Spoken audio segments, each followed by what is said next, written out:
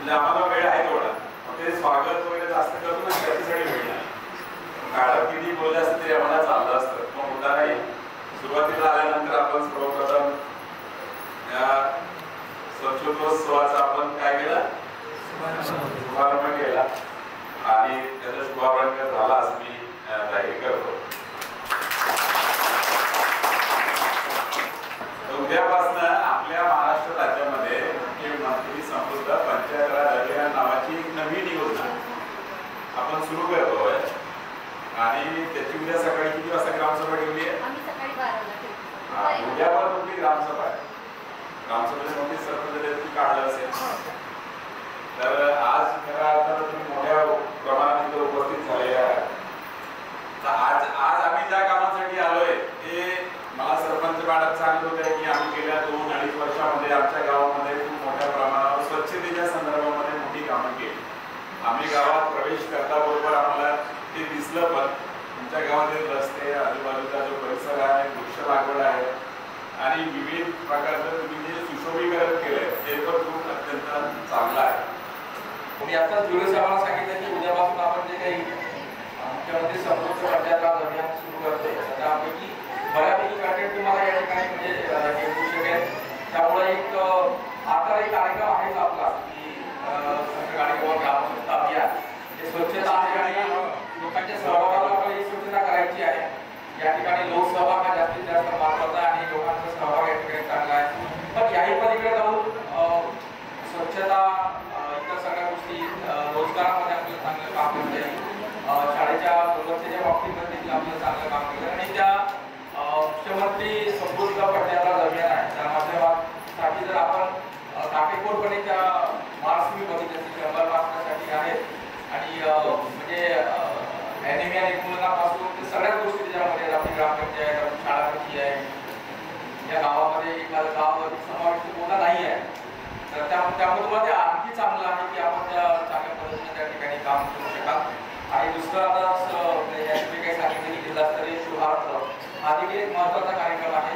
या ठिकाणी आपण म्हणजे सर्व शेवटी स्वच्छता ही सेवा हा एक मूलमंत्र घेऊन यावेळेचा कार्यक्रम आहे. त्यामुळं त्यात देखील आपण चांगलं काम करावं, कारण आपल्यासारखी जी गावं असतात ती गावाच्या माध्यमातूनच म्हणजे एखाद्या तालुक्यामध्ये अशी गावं असतील तर त्या तालुक्याचं पण नाव होतं आणि गावांचं देखील नाव होतं. आता सरकारने आम्हाला सांगितलं की आम्ही पुरस्कारासाठी काम करत नाही, ती खरी गोष्ट आहे. मात्र पुरस्कार जर मिळाला तर आपल्याला प्रोत्साहन मिळतं. तुम्हाला जर कुठल्या याच्यामध्ये जर पुरस्कार मिळाला तर प्रोत्साहन मिळतं. गाडीबाबा ग्रामस्वच्छता अभियानामध्ये पुरस्काराची रक्कम ही कमी असेल मात्र सन्मान खूप मोठा आहे. मुख्यमंत्री समृद्ध पंचायत राज अभियानामध्ये पुरस्काराची रक्कम देखील यावेळी खूप मोठी केलेली आहे.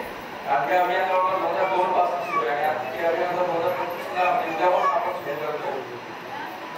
त्याचा आपला पुरस्कार मिळाला तर खूप मोठा सन्मान आपल्यासाठी होईल. त्यामुळे आपण सर्वांनी त्या पद्धतीनं प्रयत्न करावा.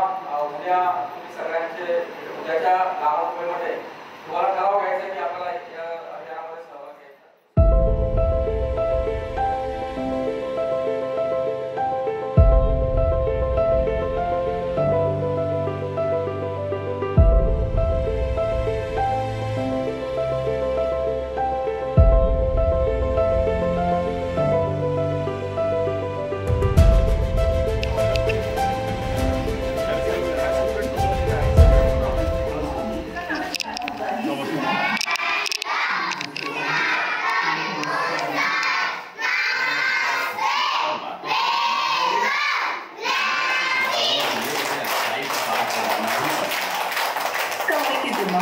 जरूर कुछ चल रहा था. शाम होने पर वो मोर के पास पहुंचा.